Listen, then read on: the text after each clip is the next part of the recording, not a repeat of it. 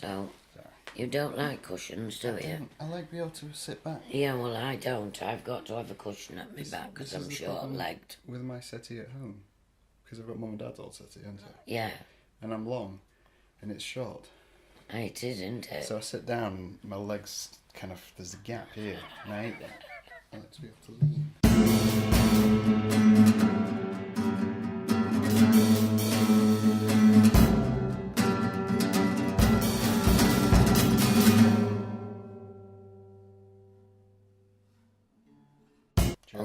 Uncle Bernard. Oh, Bernard.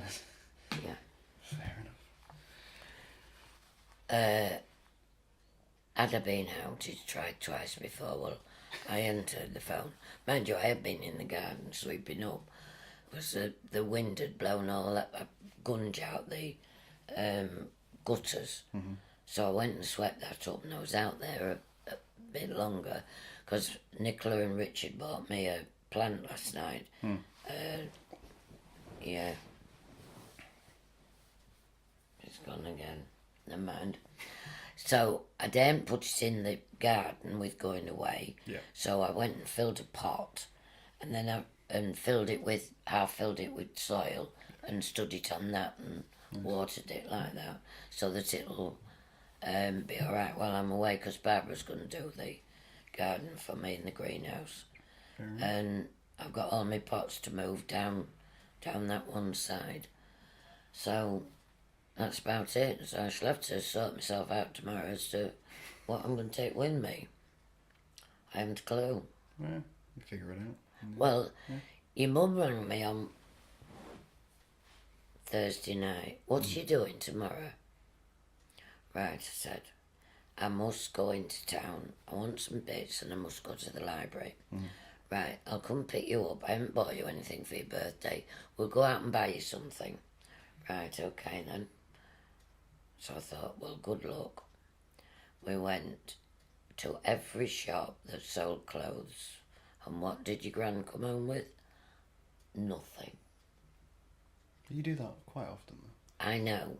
Well, if they will not cater for... I know how old I am, but I aren't in my dotage. No. And I'm not 14, 16, 21 anymore. So I don't want to be showing all I've got. No. You know, you gotta dress a little classy. Not everyone looks as good as me. I mean, of course they don't, dear. I can't wear black, it doesn't suit me. I can't wear anything other than black. I can't wear anything other than black. No, I know you can't. I'm pretty sure this is green. It might be green. It's rubbish, it's grey. Could be.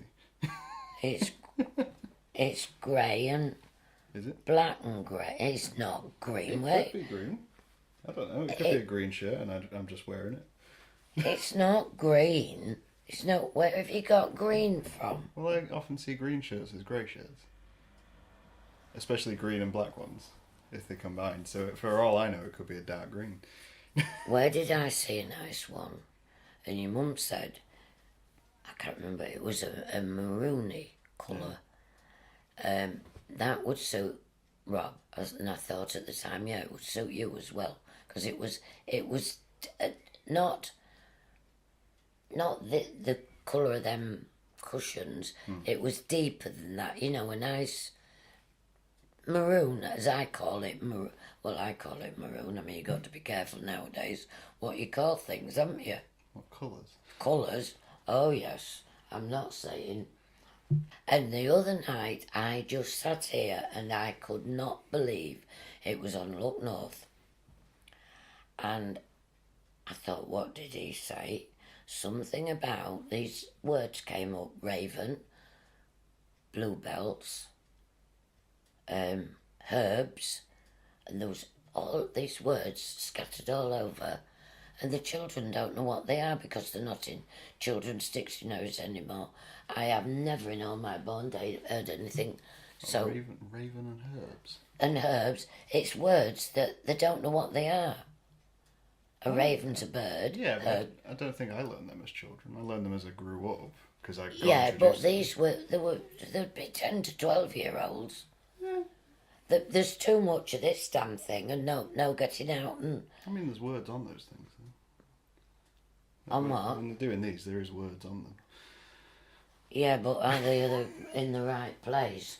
Don't you remember when we went to Bridlington once, and we went tramping at Flamborough, and we saw Vaguely, like, vaguely, it's like a mild memory in the back. yeah, Yeah.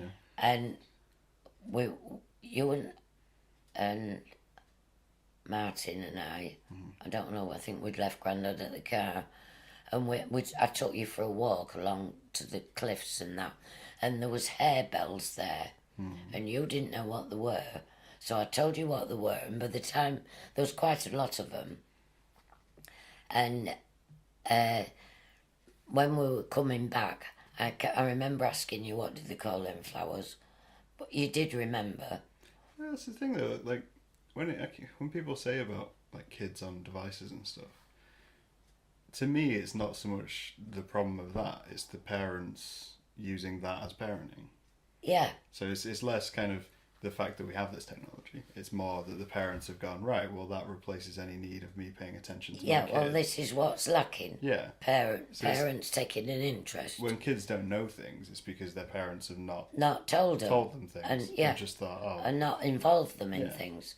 I mean, let's face it, half the time these parents go on holiday now, they don't go for the kids, they go for them, don't they? Yeah. Well, that's not on. No. We didn't do it, and your mum and dad didn't do it. It was always for you, wasn't it? Yeah. And Martin. So, but I honestly, I could not believe that. I thought, my God, kids don't know bluebells and ravens, and I forget that those just common words. Yeah. I think, to me, it's kind of, they're common, but they're specific. Well, there might be, but because it's like with ravens. So, how often do you encounter a raven? Not very often, because they're only there are some in the rest of the country, but you associate them with Tower of London. Yeah, but then I wasn't. The only way I can remember being introduced to maybe the word raven would be within Alice in Wonderland. All right. Because what's the difference between a raven and a writing desk, and that's the riddle in Alice in Wonderland. Oh, I don't know. I've never read that. But then, unless I'd encountered a raven as a bird and been like, "What's that?" Someone had told me. Yeah. There's a chance I'd have never known. It's like those kids who grew up in London and had never seen a cow. No. It's because they never left London. That's right. They don't know where potatoes come from. But then there's people in the countryside who don't know how London works. That's right. And people in London would be shocked. Yeah. I mean, they don't know where milk. They don't know where milk comes from. Potatoes, and that sort of thing, because they're not brought up to it. Because the city, and if the parents haven't been into that sort of thing, or even gone, which I don't think, I suppose a lot of Londoners, maybe more now, but not years ago, there would only be their community, wouldn't there? There's no opportunity to go No, out. no. Especially not for a lot of people. No. Getting out is... I think the most that happened was when the East Enders used to go hop picking in Kent. Oh, yeah. They used to go for, I don't know, fortnights or whatever, and they lived there. They took all the stuff with them, and the children went with them. I think that's probably the nearest some of them saw of countryside, and so I don't know, but everybody to his own, isn't it? Really, it's what you're brought up to. Different cultures, isn't it? Yeah, that's right. It's the classic thing in Britain of you can move 30 mile up the road and it'd be completely different to where you are. Yeah. Different accent, different world. Too true. Yeah. Too true. But the only way to solve it is with kind of being able to travel around. That's right. But not everyone can do that. I know when it was when your granddad and I went to see the tall ships, it was at South Shields, and I thought, I shall never understand a word that they're saying, because some of them are broad, aren't they? Bit like the Scots. I mean, I used to have to sometimes listen, or ask Bill what he'd said, because he was Glaswegian. Yeah. And I didn't just catch it, but I managed all right in Northumberland. But they're nearly as bad. Their accent in Liverpool, Oh yeah, the Scouse accent's very Yeah. strong. It was the same with talking to Charlie. At times, I just have to pay more attention than I would usually. Yeah. But then that's the strange thing, because like, it seems we speak very slowly compared to other people within this area of the country. Oh, really? Most people kind of run into, especially Glaswegians and Scouse and Brummies. And Yeah, they do tend to. They say we speak very slow. And the Irish speak quite fast, don't they? Yeah. But then I don't think of us as having quite a thick accent. No, I don't think. But then at the same time, lots of people say we do have an accent. They don't. You often, when you've been talking, they think you're from Yorkshire. Yeah, we get a lot of that. Yeah. But then at the same time, people from Yorkshire can tell instantly that we're not from Yorkshire. Yeah, too true. I know after we moved here, it was for quite a years after folks said to me, "You're not from Scunthorpe, are you?" I said, "No, I'm not." Yeah. So I'm a Meggie. Yeah, I mean, the thing is though, like I can recognise Scunthorpe's accent on most people because there's a very distinct way in which we pronounce certain things. But kind of, but then the same with like, it's like you've got Scunthorpe, but then if you think of the surrounding area, so you've got Hull, and they've got quite a different accent to us. Yeah. And then you've got Grimsby, and Yeah. they've got a bit of a difference. It's not too different. Yeah. But then the other way, Sheffield, which gets more northern. Yeah. And Derby, which gets much more northern. Yeah. So we're kind of just trapped. Yeah, we are. Yeah. I mean, Derbyshire, theirs is different, isn't it? Well, yeah. I mean, actually, if you get Epworth Way, they've got, what do they call it? Is it an idiom? I think it's idiom for the speech or something. That means that there is a slight Just difference to it. Because they've got, I mean, it's a lot of farming, isn't it, around Epworth Way. They've got their own sort of, sayings, haven't they? Well, yeah, I mean, we've all got slang. Well, I suppose we have. I mean, when we came here, when somebody was talking about a 10-foot, I thought, what the hell are they talking about? I love that one, because you kind of say it to anyone, they're like, what the hell are you on about? It's a 10-foot, it's a snicket. And I'm like, I've never heard of it. No, never heard of it. I never heard of a 10-foot. It's just Definitely. a path between two things. I knew, but it didn't mean a thing to me. But it makes perfect sense when explained. Yes, it's like, it does. It's a small path. It's about 10 foot. Yeah, but we would have called it probably a passage. Yeah. But an alley or a passage. Yeah, whatever. Not but I just had not got a clue of what the hell are they talking about. I pick up that. It's like the one which I always think confuses people is because I use to cobble dogs with. Yeah. As an everyday phrase. Yeah. And the amount of people I've said it to and said, "What are you talking about?" Because that makes literally no sense. And I've had to kind of look it up and think, well, it doesn't really make any sense. No, it doesn't. As like a phrase. No. There's no logic to it. No. But I use it regularly, and I get the feeling it came from you or Grandad or yeah, Mum and Dad. It will. But then people in Scunthorpe don't use it. No, they don't. So where's it from? Well, it's probably come from me. A couple of dogs with. I mean, it's the same as me when, if there's somebody, it's that thingamy, or something like that, don't we? Thingamajig. Thingamajig. Yeah. It's one of them. But it's just what you come out with and you're used to saying, isn't it, really? The one me and Sean get at work is you can kind of place where someone's from if you, what's it called? So if you say, to give someone a crogger, which is when you ride on a push bike and someone sits on your handlebars. Yeah, that's right, yeah. Or rides on the back and you don't yeah, that's right. You're giving them a crogger. That's what right. we call it. Yeah. And you say it to people and they have no idea. Idea. But if they know what it is, you instantly know they're from North Lincolnshire. Because everybody is aware of that's what they do. Right. That's true. That's true, yeah. Oh, I haven't heard that in years. Exactly. It's a long time since I heard that. Good grief. That's going back a bit.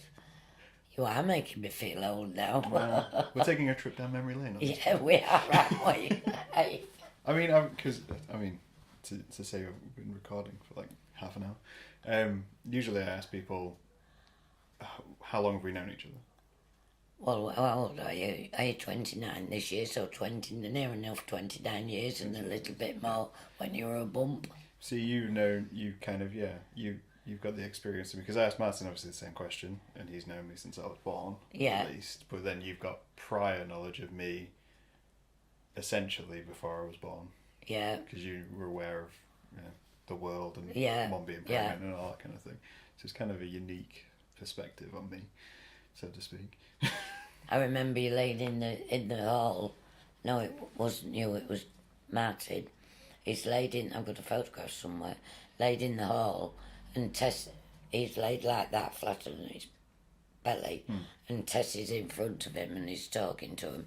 And the times you sat and said to the bird, "Will you sit still while I draw you?" Do you remember?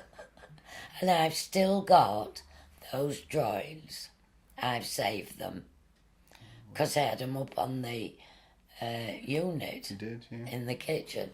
And I took them down and I thought, well, I can't throw these away.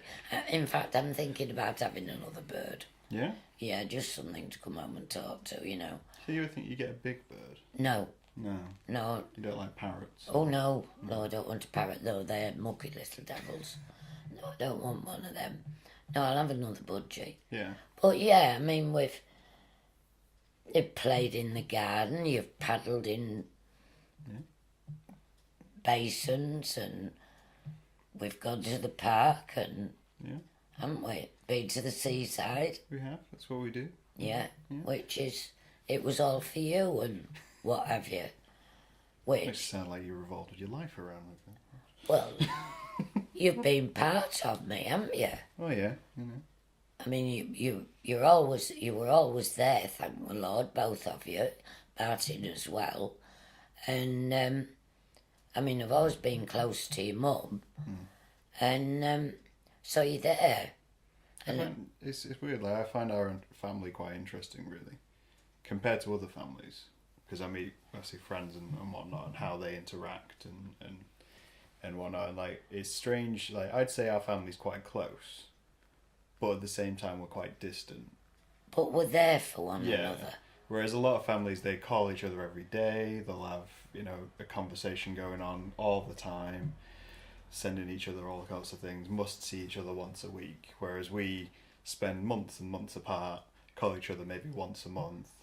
Yeah. Yeah, but always pick up at the same place every time Yeah. we come back to Yeah. it. And yeah, it's quite an odd one, because it seems like our entire family's like that.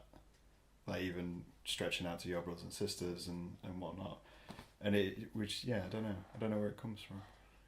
Well, your Nana and Grandad, my mum and dad, Yeah. they did keep awful close touch. Mum did more with her brother and his wife, who lived in Brighton. But like you say, I suppose in a way they were there for each other, but we didn't see them a lot as aunties and uncles. Right.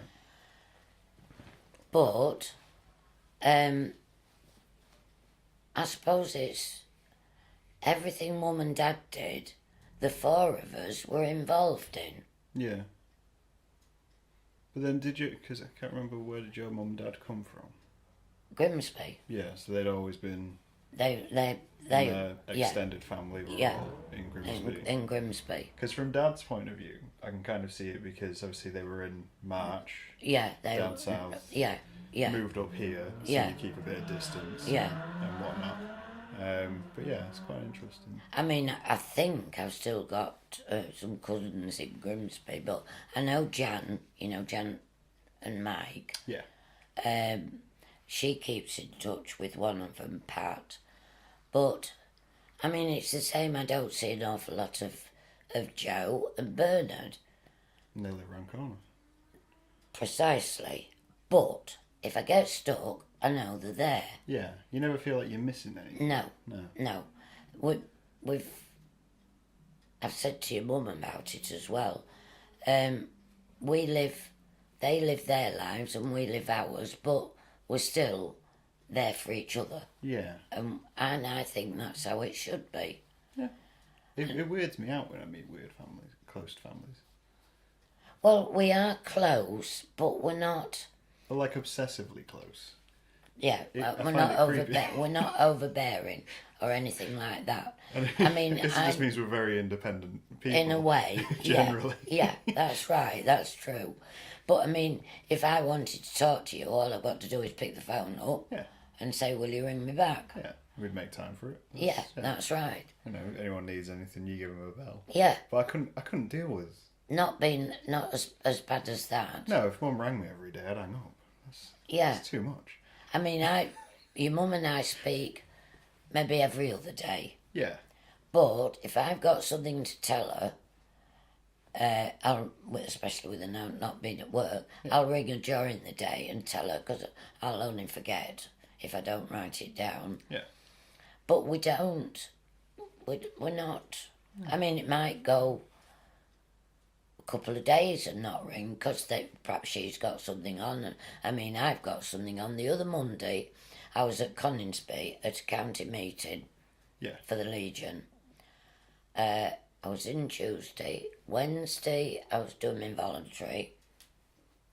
And then Saturday, I was back at Coningsby again because there was a function for the Legion. And on Sunday, I was at... Where was I? Horncastle at a chairman's lunch. Yeah.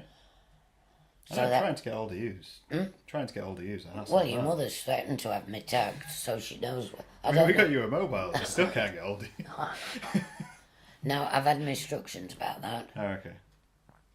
Because it went kaput on me. It did? Yeah. Yeah. So your mother takes me into town, and we goes to this place, EE, I think they call it. Yeah. And gets me set up. So I've got my instructions now. Once a week, at least, I have got to ring her. If it's only 3 rings, just to keep it going. Yeah.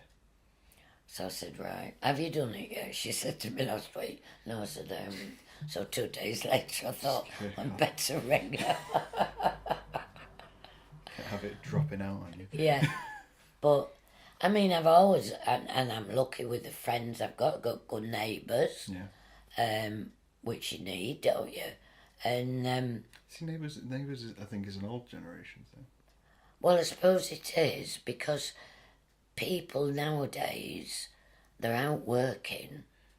Yeah. And I mean, I've heard people say they haven't a clue what the next door neighbour looks like. I think neighbours become a thing more when you have a family. Yeah, maybe so, because going to schools. Yeah, you meet more of people in the area. But with the likes of me, obviously I live between 2 student houses, so my neighbours change on a yearly basis. Yeah. So I never get to know them. No. I think I know one person on my street. Yeah. And that's just an old lady 2 doors up. Ran into her once, we had a chat. Yeah. But apart from that, I don't see my neighbours. Well, no, because that is, it's coming and going, isn't it? Yeah. And that, I mean, I was years before I knew, and I still don't know some of the surnames, people around here with me working. Yeah. I mean, okay, you do get to, when we had the dog, you do get to know people. Yeah, you meet people. You meet people. Yeah. But, I mean, I've started doing voluntary at Sue Ryder as well on a Monday afternoon. Yeah. So that's another afternoon out. I go for 2 o'clock and we leave at 4:30 because Easy work day. You what, love? Easy work day, 2 hours. 2.5, do you mind? That's what I do for overtime. What, 2.5 hours? Well, that's more than enough. If you're leaving at 5 o'clock, that means you're not coming home till 7:30. And what time did you start? Like late evening, like 8. Well, that's 12-hour shift. Day. Yeah, 10 hours day. You know, that's what we do. I do 24. Yeah. Mine's unpaid work. I've done my bit. I'm not doing any more. I'm not. I've often said, as you've heard me say, I'm pleased the Chancellor of the Exchequer doesn't have my purse. At least I know I've got a shilling at the end of the week to put away. That's what I was going to ask you. What? Because obviously I know that you've worked in hospitals and whatnot throughout your life, and you've done various jobs. No, I started at the works. Yeah, but like, On the works, but then I went to the hospital and that was it. it's because obviously like everyone I have on is kind of at the beginning of their career trying to figure out what they want to do. And I wondered if you had anything when you were our age of which you kind of wanted to do, but you knew you wouldn't be able to. Oh, no. No. No. When I left school, I wanted to be a telephonist. I'd got my heart set on being a telephonist, and I was too young. Okay. I didn't know there was like an age on that. No, I didn't either. Now, a girl that was at school with me in the same class, she got in because her birthday, I think my birthday must have been, well, it is June, isn't it, today? Yeah. I think hers must have been before, so she came on to the age limit. Okay. I can't remember. Well, I left school at 15, didn't I? Did I? Yeah. Yeah. And so I couldn't go there. So I applied to go to the works, on the works, in the, as an office junior, you know. I wanted to learn shorthand and typing, so I went to night school to learn shorthand. Well, I always was a bit naive. I'm admitting to it. I mean, I wasn't streetwise at 15. I don't know. No, I certainly wasn't. Sheltered life. A very sheltered life. If you knew how your great granddad kept his eyes on me, I had to be in by 10:30 at night. I mean, that's quite late now for a 15-year-old. I know. I was lucky when I was working if I was allowed to go to the baths about once a month to a dance. Yeah. To Ken McIntosh and, oh, it was brilliant. They were bands. They were what you call bands. So I went to the works. Yeah. And I didn't get on at night school with the shorthand because all they did was talk about what they'd been doing over the weekend. So Nan and Granddad got me in privately. Mm. So I got me, I think it was a 90 in my shorthand, and I can't remember what I got in me typing, but I passed. Mm. And by that time, these two ladies had only just set up. By the time I'd been there a year and a half, they were beginning to get more pupils, so they couldn't take me any further. Right. And I was poorly. I was forever having tonsillitis when I was on the works. I applied for a job in the records department at the hospital, and that was it. Yeah. Got it. Yeah. And then moved up, worked my way up to be a secretary. Yeah. Why did you want to be a telephonist? I don't know. You just fancied it? It just appealed to me. Yeah, you saw it and thought, that looks good. Yeah, well, no, I don't know. I don't know what did, but I just wanted to be a telephonist. Yeah. Strange, isn't it? Yeah, it's a strange one, just to kind of pick out the blue. Yeah. Yeah. So that was it, and that's how it stayed since. I don't think I could have gone anywhere else to work. No. But I'm not saying any more about that. This makes it sound like you've made enemies. No, definitely not. I might have done, because I put them in the place now when I'm up there. I'm doing me voluntary. Not doing things right, but still. Oh, that's right, it's 5:30. We have to be at that restaurant at 6 o'clock, my dear. We shall get off. We will. This is, yeah. It's been very nice chatting to you. Well, it's very nice talking to you, my dear. I know. I'm sure people will find it interesting. I'm sure they won't. They'll say, what the hell is she on about? Well, no, I told people that I was going to have you on, and they thought, oh, that'll be, it'll be an interesting listen, at least. Well, obviously, you're part of my what's the word? Like my raising, in a way. Well, yeah, the times I've looked after you and what have you, you've slept here and... It's interesting to see where I've come from. Yes, definitely. Definitely. Well, I haven't come across as an old fogey, so... No, just some mild editing. Just what? Some mild editing will be fine. But cool, there we go. All right. Thank you very much. I switched it off.